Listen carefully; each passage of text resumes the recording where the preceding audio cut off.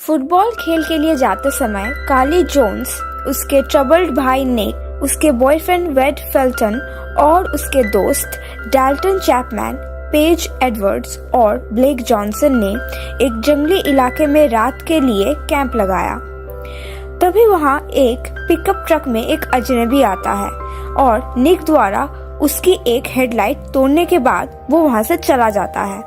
अगले दिन वेड को पता चलता है कि उसके कार का पंखे का बेल्ट टूट गया है और यहाँ लेस्टर नाम का एक लोकल आदमी वेड और कार्ली को पास के शहर एम्ब्रोस तक ले जाने की पेशकश करता है, जबकि ग्रुप के बाकी सदस्य खेल देखने के लिए दूर चले जाते हैं। एम्ब्रोस में, जो वर्चुअली एक घोस्ट टाउन है, कार्ली और वेड बो सिंक्लेयर नाम के एक व्यक्ति से मिलते हैं, जो उन्हें एक फैन बेल्ट बेचने के बाद और फ्यूनरल में भाग लेने के बाद उन्हें अपने कार में वापस ले जाने की ऑफर करते हैं।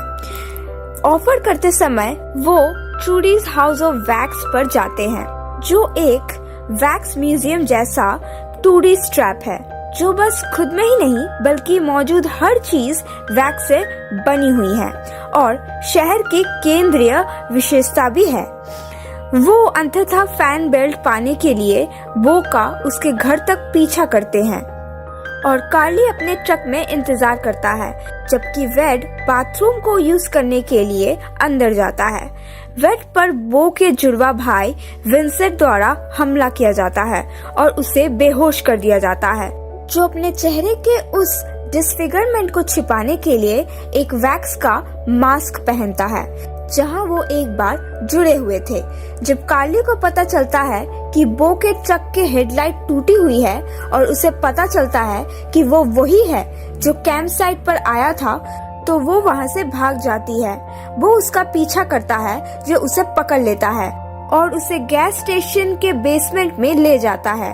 इसी बीच विंसेंट वेड के शरीर को पिघले हुए वैक्स से ढक देता है। ये महसूस करने के बाद कि वो खेल में समय पर नहीं पहुंचेंगे, पेज और ब्लेक कैंप साइट पर लौट आते हैं, जबकि निक और डाल्टन कार्ली और वेड के तलाश के लिए एम्ब्रोस पहुंचते हैं। जब कार्ली मदद के लिए पुकारने की कोशिश करती है, तो बो उसके उंगलियों को काट देता है। वो निक का ध्यान आकर्षित करने में सफल हो जाती है, जो बो को रोकता है और फिर कार्ली को मुक्त कर देता है, जबकि डाल्टन वेड को वैक्स हाउस के हिस्से के रूप में पाता है, जो अपने वैक्स कोटिंग में ट्रैप्ड है। डाल्टन वेड के चेहरे से मोम छीलकर उसे मुक्त करने की कोशिश करता है। इस प्रक्रिया में अनजाने में उसके फेस की स्किन भी हट जाती है। विंसेंट फिर डाल्टन पर घात लगाकर हमला करता है और वेड के चेहरे का एक हिस्सा काट देता है, जिससे वो सदमे से मर जाता है। पीछा करने से पहले उसे घेर लेता है और अंत में डाल्टन का सिर धड़ से अलग कर देता है। मदद के लिए शहर की खोज करते समय जोनासस को एहसास हुआ कि वैक्स के फिगर्स जो हाउस ऑफ वैक्स में बनाई गई थी और इससे आबादी दिखाने के लिए एम्ब्रोस के चारों ओर रखी गई थी, वास्तव में इसके निवासियों और वहां आकर्षित होने वाले विजिटर्स के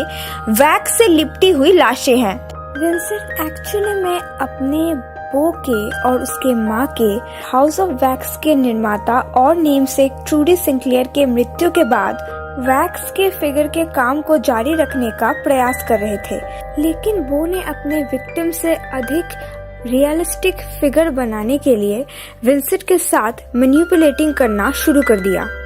कैंप साइट पर वापस विंसेंट ब्लेक की हत्या कर देता है और पेज को एक अबेंडन्ड शुगर मिल में ले जाता है, जहां वो उसके सर के अंदर एक मेटल पाइप घुसा देता है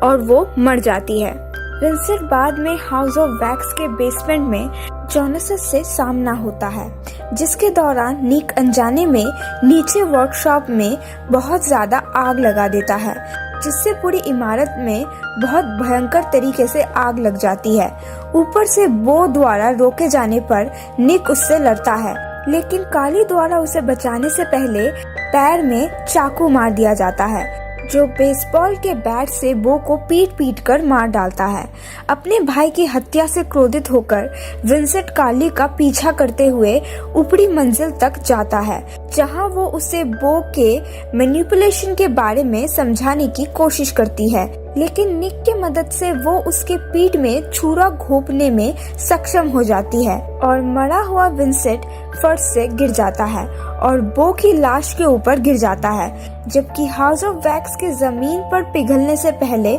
जॉनसेस भाग जाते हैं। अगली सुबह लोकल अथॉरिटीज आग के धुएं से एम्ब्रोस की ओर आकर्षित होते हैं। पहुंचने पर वो लोग उन दोनों को रिपोर्ट करते हैं कि कैसे शुगर मिल के कारोबार बंद हो जाने के बाद लोकल्स इस शहर को अबेंडन करके छोड़ के चले जाते हैं। जैसे ही जॉनसेस को एम्बुलेंस में ले जाया गया,